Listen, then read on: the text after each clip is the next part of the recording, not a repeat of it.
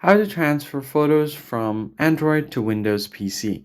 Hey everyone, welcome back to the channel. In today's tutorial, I'm going to show you a quick and easy way to transfer photos from your Android device over to your Windows PC. So you can do that by using Google Drive, which will allow you to transfer files wirelessly from your phone over to your laptop. So all you have to do here is open up your Google Drive application.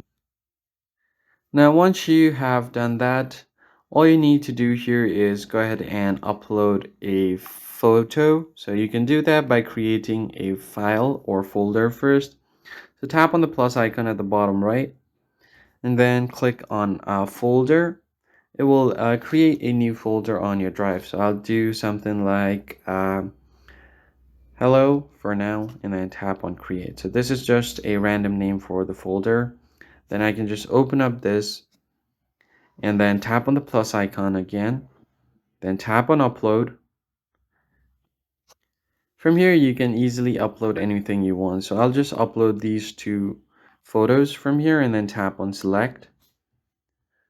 Once you have done that, just go ahead and tap on upload, and then all you need to do here is you can either share this to your other email that you have on your laptop or use the same account to access Google Drive.